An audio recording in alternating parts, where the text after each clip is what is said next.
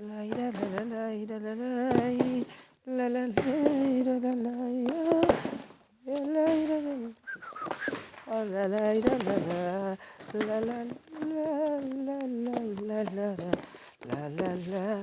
la. Hola, estoy eligiendo algunos libros porque estoy a punto de emprender un largo viaje. Había una vez un gran aventurero. Era un locutor con una hermosa voz, cálida, clara, profunda, sentida, que a todos cautivaba. Yo estaba hablando, ¿Eh? ¿entendés? Quedamos en eso, nos pusimos de acuerdo antes. Vos le ¿Cómo? ponés la voz, yo soy el protagonista, así que te dejas de hinchar. Mira, hagamos una cosa, yo tengo un tío que es bombero. Viene acá.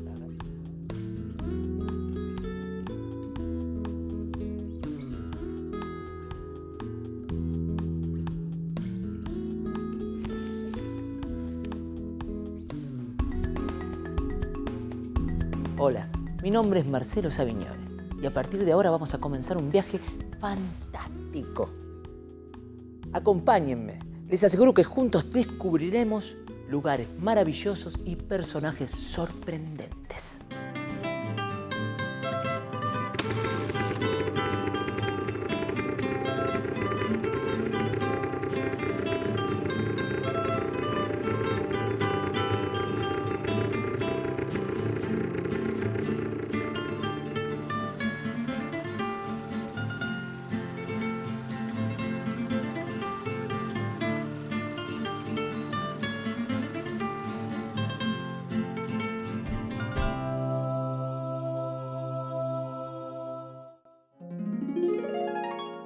Había una vez, había una vez, había una vez. Como verán, muchos de los cuentos que conocemos comienzan así. Pero ¿se preguntaron alguna vez qué es un cuento? Los cuentos son una de las distintas formas de escritura que existen. Por un lado están las novelas o historias largas y por otro lado los cuentos o historias cortas. ¿Cuántos tipos de cuentos existen? Se dice que hay dos grandes tipos de cuentos. Por un lado el cuento literario y por otro lado el cuento popular. El cuento popular es tan antiguo como la humanidad. Se caracteriza por ser anónimo, o sea que no se sabe quién lo creó. Y también por transmitirse de forma oral hace que cada persona lo cuente de manera distinta. Estos cuentos o relatos pasan oralmente de generación en generación. Estoy seguro que ustedes conocen algunos. ¡Opa! Ahora bien, estos son los cuentos populares. Pero también existen los cuentos literarios, que a diferencia de los populares se transmiten mediante la escritura y poseen un autor. Y, como está en escrito, el texto no sufre modificaciones. Ay, los cuentos literarios o escritos tienen un autor conocido. Las historias pueden ser originales o basadas en cuentos populares. Pero lo cierto es que cada región, cada paisaje, tiene diversas y originales historias. Si se refieren a los sitios en los que se desarrolla la acción, sí, por cierto que hay diferencia entre hablar de lo rural y hablar de lo urbano. Las historias son distintas, los personajes son otros, hay un tratamiento distinto en todo esto, ¿no? Pero hay grandes escritores que han escrito historias muy elaboradas y con mucho estilo, con temas rurales, personajes que van a hablar de un modo distinto, geografías distintas, climas distintos, que van a influir de un modo distinto y que van a hacer que el escritor, cuanta mejor estilo tenga y cuanto más su voz responda a eso, más va a reflejar el espíritu que quiere crear y el espíritu que quiere reflejar, ya sea rural o ya sea urbano. Pero ¿cómo se clasifican los cuentos literarios? Existe una gran variedad de cuentos agrupados por géneros. Los más representativos son el género fantástico, el género policial y el realista. Hagamos un breve repaso. El realismo surge a fines del siglo XIX. Los autores construyen sus historias a partir de la observación de las tradiciones y las costumbres de sus pueblos. Por lo tanto, las historias siempre se desarrollan en el mundo real. Pero el cuento fantástico es otra cosa. El punto de partida son los misterios del hombre y su mundo, el hombre y su sueño de ser otro. El autor utiliza como tema el misterio, pero sin intención de resolverlo. Así, con la ausencia de respuestas, y su imaginación genera la incertidumbre.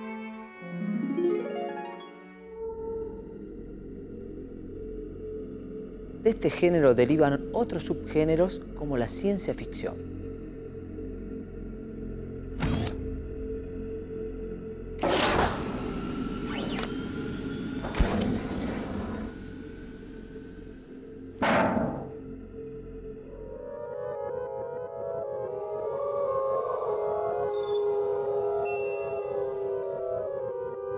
Y el terror.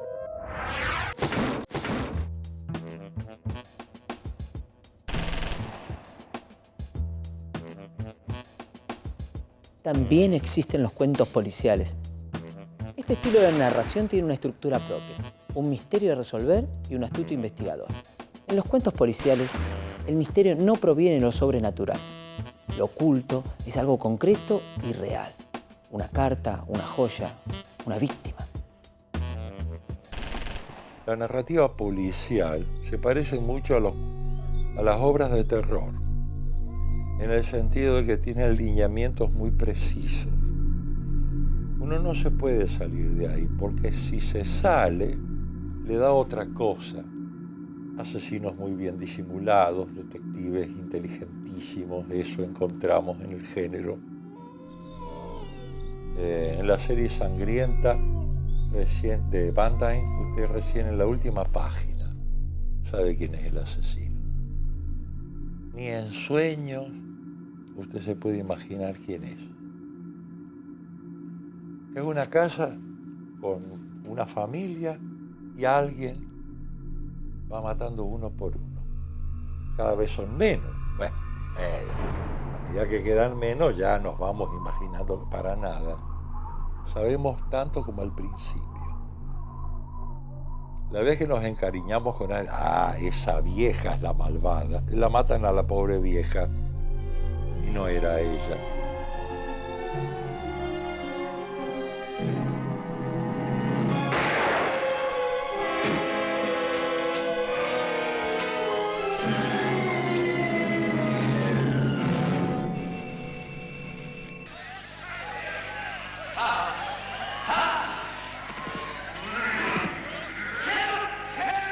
It's Frankenstein.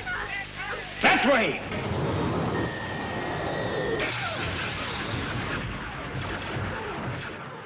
Lo que muchos no saben es que el cine toma los géneros de la literatura.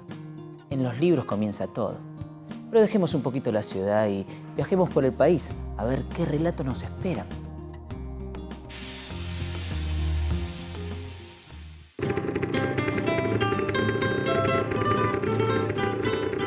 Ahora sí llegó el momento. Comencemos nuestro viaje hacia distintas regiones del país para conocer sus historias.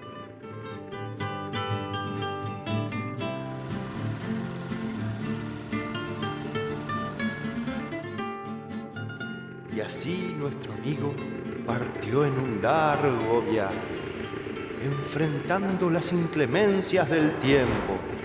Viento, lluvia, más lluvia, rayos y truenos, granizo, nieve, meteoritos, lluvia de meteoritos.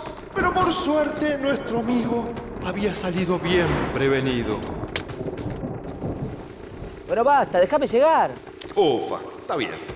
Llegaste. Así está mejor.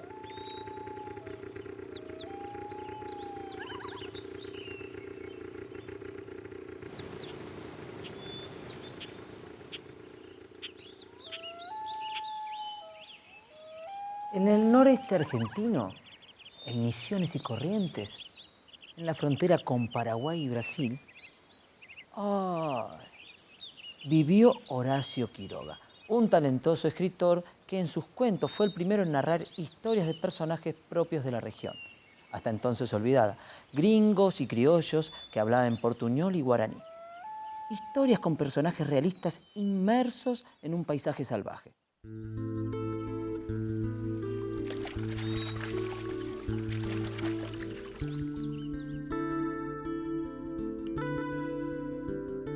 Quiroga nació en Salto, la República Oriental del Uruguay, en 1878, pero prácticamente desde 1902 se radica en la Argentina y aquí aparecen no sus primeros libros, pero sí los más importantes, ¿no? Es decir, sus cuentos de la primera etapa de Montevideo, los que quedan sintetizados o reunidos en El crimen del otro, de 1904, que se publica, es uno de los pocos que se publica en el Uruguay, son cuentos que están cerca, digamos así, del horror, cerca de lo policial, cerca del suspenso. De hecho, El crimen del otro, el cuento que da título al volumen, es una reescritura de El tonel de Amontillado, cuento de Poe. En cambio, los cuentos que aparecen en Villiquen y en otras publicaciones a partir de 1924, esto que digo que los va a titular Cartas de un cazador, tienen, digamos así, están escritos ya pensando especialmente en los niños lectores. Para la vida de un cazador de monte, nada le es indispensable en su rancho. Puede no tener gallinas, ni vacas, ni siquiera qué comer. Lo único que necesita son perros, sentados a la vista del fuego en verano o arrollados alrededor del fogón en invierno. Se ven siempre 4 o 5 perros en el rancho de un cazador de monte. Están flacos como esqueletos y al levantarse se tambalean como si sufrieran de las caderas. Siempre están reumáticos, siempre se hallan tristes y huraños. Muchos de los cuentos de Horacio Quiroga están basados en relatos populares. Tal es así el caso de La insolación, donde el cuento retoma la creencia popular de que los perros tienen la facultad de intuir que alguien se acerca a su hora final. Mr. John bajó, no tenía sueño, disponíase a proseguir el montaje de la carpidora, cuando vio llegar inesperadamente al peón a caballo. A pesar de su orden, tenía que haber galopado para volver a esa hora. Apenas libre y concluida su misión, el pobre caballo, en cuyos ijares era imposible contar los latidos, tembló agachando la cabeza y cayó de costado. Mr. Jones mandó al peón a la chacra, con el rebenque aún en la mano, para no echarlo si continuaba oyendo sus jesuíticas disculpas. Pero los perros estaban contentos. La muerte, que buscaba a su patrón, se había conformado con la del caballo. Sentíanse alegres, libres de preocupación, y en consecuencia disponíanse a ir a la chacra tras el peón, cuando oyeron a Mr. John que les gritaba, lejos ya, pidiéndole el tornillo. No había tornillo. El almacén estaba cerrado. El encargado dormía, etc.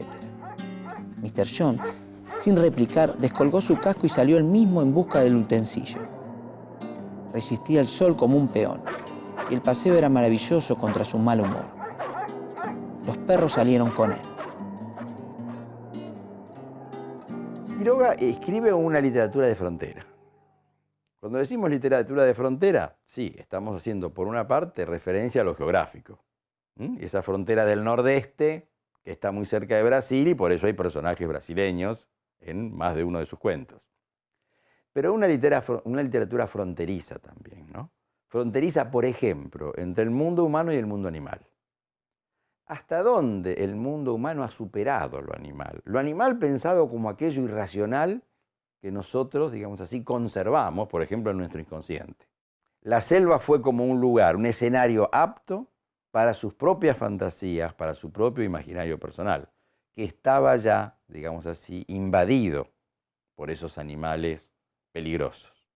Sin duda, los cuentos para niños están vinculados con el nacimiento de sus hijos, ¿no? A partir de 1912, de Eglé y de Darío, y con la educación de esos hijos, ¿no? Evidentemente, pienso, porque no hay mucho testimonio de esto, que él le contaría oralmente esos cuentos a sus hijos y fueron la base de los cuentos que luego escribió.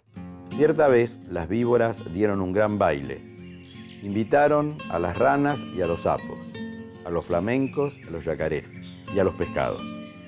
Y la más espléndida de todas eran las víboras de coral, que estaban vestidas con larguísimas gasas rojas, blancas y negras, y bailaban como serpentinas. Un flamenco dijo entonces: yo sé lo que vamos a hacer. Vamos a ponernos medias coloradas, blancas y negras. Y las víboras de coral se van a enamorar de nosotros. Eso es lo que ustedes creen. Así los flamencos salieron a buscar sus medias, pero no las podían encontrar por ningún lado. Estaban a punto de dejar su búsqueda cuando una vieja y tramposa lechuza se las consiguió. Lo que no sabían los flamencos es que esas medias no eran medias y que pronto iban a sufrir algo que jamás podrían olvidar. No son medias, gritaron las víboras. Sabemos lo que es. Nos han engañado. Los flamencos han matado a nuestras hermanas y se han puesto sus cueros como medias. Las medias que tienen son de víboras de coral. Entonces las víboras de coral se lanzaron sobre ellos y, enroscándose en sus patas, les deshicieron a mordiscones las medias. Les arrancaron las medias a pedazos, enfurecidas, y les mordían también las patas para que murieran. Pero los flamencos no murieron. Corrieron a echarse al agua, sintiendo un grandísimo dolor, y sus patas, que eran blancas, estaban entonces coloradas por el veneno de las víboras. Pasaron días, y siempre sentían terrible ardor en las patas, y las tenían siempre de color sangre, porque estaban envenenadas. Hace de esto muchísimo tiempo, y ahora todavía están los flamencos casi todo el día con sus patas coloradas metidas en el agua, tratando de calmar el ardor que sienten en ellas. Siempre me pregunté por qué los flamencos tenían las patas rosas y se paran así. Muy buen cuento, pero me parece que faltaba algo para cerrar. No son medias de bailarinas, son medias de flamenco. Uy, perdón. ¡No! Baile de flamenco, no, el pájaro. Perdón, nos estamos conociendo. Como les estaba contando, hoy en día en San Ignacio, Misiones, se puede conocer la casa de Horacio Quiroga, convertida en museo. ¿Vamos a verla?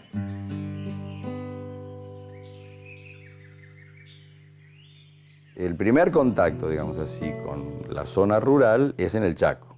Pero, digamos así, es una primera experiencia de ese ideal que estaba, digamos así, en el imaginario de Quiroga, de ser un hombre, digamos así, libre y autónomo. Y después sí, ya va a conseguir, porque hay, digamos así, una oferta gubernamental al respecto, 185 hectáreas en San Ignacio, y ahí, cuando se case con su primera mujer, Ana María Cirés, se va a ir a vivir, ¿no?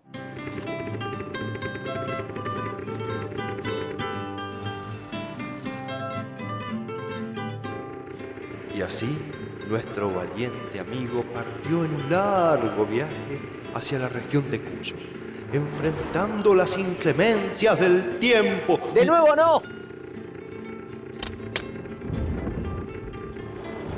Viento, lluvia, nieve, granizo, niebla, tormenta de arena, más arena y al fin llegó. Hola, bienvenidos a La Rioja, la tierra de Daniel Moyano, escritor de esta zona.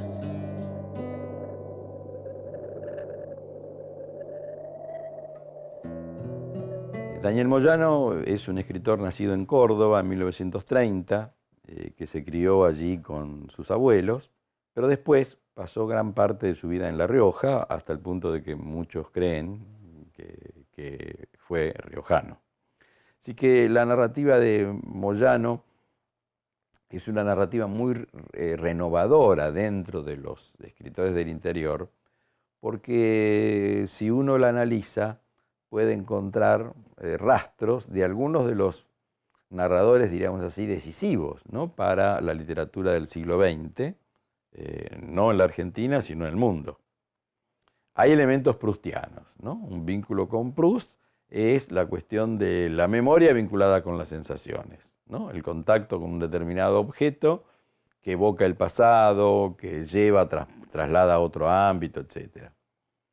En el caso de James Joyce, la epifanía, es decir, aquellos cuentos que terminan con una revelación, con un deslumbramiento. Pero de todas maneras, creo que la presencia más notoria es la de Franz Kafka. La de Franz Kafka, que se nota, por ejemplo, en un cuento como El monstruo, o en otro cuento titulado La fábrica. Es decir, la presentación del mundo de provincia, o por lo menos de ciertos ámbitos de la provincia, como un mundo agobiante, un mundo obsesivo del cual es difícil escapar, que atrapa y que desintegra, a pesar o más allá de su fascinación. Así como aparece la circunstancia, digamos así, de la devastación o el hambreamiento de ciertas zonas del interior, ¿no? Justamente, y ahí, sobre todo a partir de 1966, de la dictadura del general Onganía y del ingreso irrestricto de las multinacionales al país, se da un vaciamiento de las industrias y la producción de las regiones interiores argentinas. El despoblamiento de muchas de ellas porque no había más trabajo. Esta situación, ¿no?, de falta de trabajo, de hambre, de precariedad, es un motivo bastante dominante en la producción narrativa de Daniel Moyano. El patio y la galería se llenaron de majestuosidades. La República estaba allí porque iba a asistir a una transmisión en cadena para toda América Latina, donde hablaría de su plan de gobierno para desarrollar a las provincias pobres.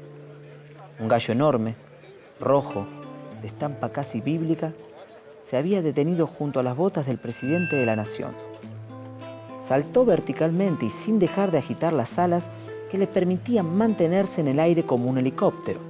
Se colocó entre la boca del general y el micrófono.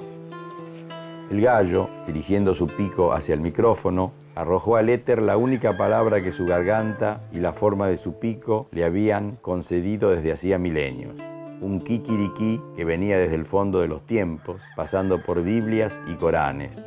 Un kikiriki que millones de hogares escucharon como la esperada palabra del presidente. Los edecanes sacaron sus sables y los guardaespaldas sus revólveres.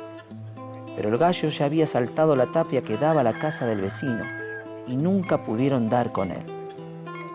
Cuando el presidente abandonó el aeropuerto en su avión particular, el canto del gallo ya había abandonado la tierra y tras rozar la luna se dirigía hacia otros rumbos. Esa noche no había acabado de dormirse el general cuando el canto del gallo estaba ya muy lejos de ese rincón de la galaxia, signado por el crimen y la muerte, en busca, en su condición de plegaria, de quien está dispuesto a escucharlo en otros mundos, pidiendo a quien sea salir de este degolladero. Los cuentos de Moyano hablan de los problemas de su provincia, como el mal de Chagas, la desnutrición infantil, el desempleo y la situación del débil frente al poderoso. Y así nuestro valiente y resignado y perseverante amigo partió en otro largo viaje hacia la provincia de Jujuy, enfrentando las inclemencias del tiempo. ¿Ah? ¿Eso? ¡Ah! Picarón, picarón. Cada lugar tiene sus propias historias y sus propios narradores. Hemos visto cómo en Misiones o La Rioja, los paisajes y su gente quedan grabados en la página de un cuento. Ahora llegamos al noroeste argentino, a Jujuy. Héctor Tizón nació en 1929 en Yala, provincia de Jujuy. Fue abogado, periodista y diplomático. Estuvo exiliado y regresó a su ciudad natal. Actualmente es juez de la Corte Suprema en Jujuy. Su primer libro fue publicado en México en 1960 y se llamó Al costado de los rieles. Yo siempre escribo realmente de lo que conozco. Nunca me hubiera animado a escribir, por ejemplo, un cuento que se desarrolla en Estambul. Lo que pasa es que aquí es más fácil referenciar porque los pecados capitales tienen siempre nombre y apellido y uno los ve caminando por las calles. De manera que, vuelvo a decir, lo local el lugar donde vivo y el lenguaje que he usado pertenecen siempre a un lugar concreto, tratando en lo posible que lo que yo escribo tenga que ver con las pasiones humanas, porque si no tienen que ver con las pasiones humanas, realmente lo que se escribe no tiene un valor para nada. Enseguida del almuerzo, el ciego volvía a su mecedora, en la galería, aguardando la llegada del otro. Él se incorporaba cautelosamente para pegar su mejilla contra la puerta de la habitación. Era testigo así de jadeos, voces ahogadas, quejidos, pequeñas risas silenciadas de pronto por inaudibles advertencias. A veces, por ciertos estrépitos sofocados, parecían rodar cuerpos en el suelo. O surgía el silencio y solo se escuchaba el crepitar del reseco maderamen de la mecedora en la galería, moviéndose, vacía, en perpetuo vaivén. Pero cuando eso ocurría, ya el ciego estaba impaciente y sintiendo el frío del picaporte en sus mejillas mojadas por las lágrimas, gritaba dando feroces golpes en la puerta. Desde el interior la mujer gorda trataba de calmarlo, gritando a su vez con voz dulce: «¿Qué pasa? Ya voy, chiquitín». Al oírla, el ciego cesaba de golpear y rápidamente regresaba a su mecedora. Desanudaba el cordón elástico, ocultaba la piedra y permanecía en espera, distraídamente, con la mirada de sus ojos güeros en dirección de las montañas. Postdata. Han sido mis vecinos y vivían al otro lado del río donde hace una curva pronunciada. De niño yo solía llevarle a la dama de vez en cuando una cesta con frutillas que le enviaba mi padre. Ella entonces me daba unos besos exagerados pero normales, era húngara o algo así, o lo había sido. Su marido aún no estaba ciego, en realidad nunca lo estuvo. Siempre me han fascinado las mujeres jóvenes y gordas que cantan. Generalmente las mujeres que cantan son gordas.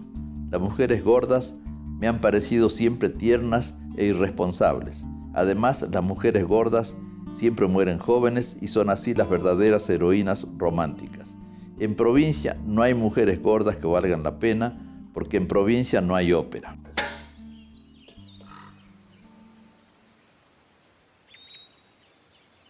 Más allá de los géneros narrativos, los cuentos regionales trascienden su lugar de origen.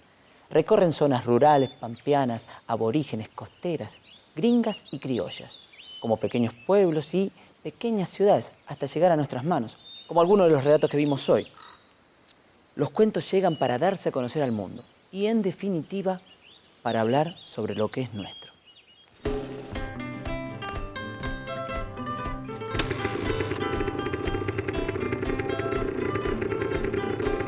Y colorín colorado, este cuento recién ha comenzado. ¡Cuidado!